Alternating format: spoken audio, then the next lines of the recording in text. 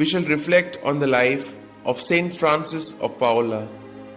Born at Paola in Calabria, Italy, Robert Martolella was the son of outstandingly holy parents. They considered this child their first after years of childlessness, and due to the intercession of St Francis of Assisi, to whom they had appealed.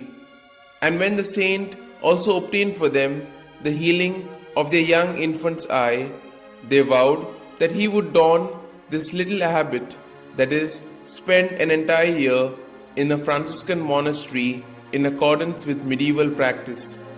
This boy did when he was 13, proving himself a model to all by his extraordinary humility, abnegation, and love of prayer. He went on a pilgrimage with his parents to Rome, Assisi, and other shrines. Upon his return, he took the name Francis and began the austere life of a solitary in a lonely cave on the sea coast, where he spent the next 6 years. In the year 1435, he was joined there by 2 companions who wished to live as anchorites, and so a chapel and 3 cells were constructed, which formed the nucleus of the Order of the Hermits of St. Francis, later known as the Minims, the least in the house of God. The number of his religious rose at such a rate that in 1454 a large monastery and church had to be built to accommodate them. This was done with the enthusiastic cooperation and devotion of both common people and nobles, who personally carried the building materials to the site.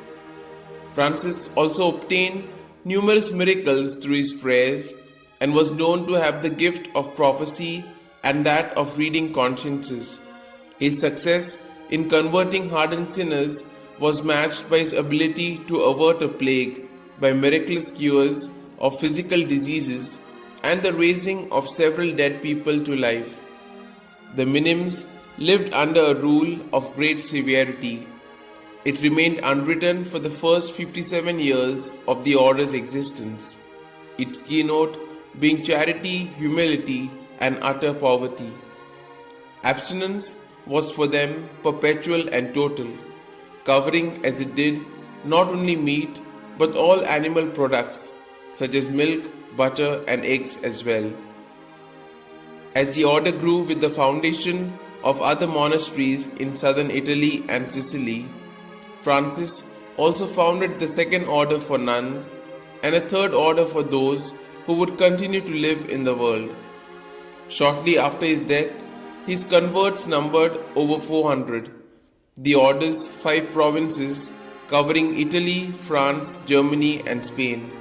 Francis was also subject to a certain amount of persecution for not being a respecter of persons, as he was outspoken in reproving the King of Naples for his evil ways. Then, knowing his end was near, he spent the last 3 months of his life in complete solitude.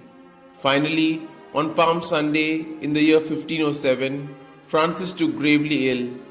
On Holy Thursday, he gathered his friars around him and encouraged them lovingly in their way of life, and died on Good Friday, aged 91. He was canonized by Pope Leo X on the 1st of May 1519, and on account of his numerous sea-related miracles was declared patron of seafarers by Pope Pius XII on the 27th of March 1943.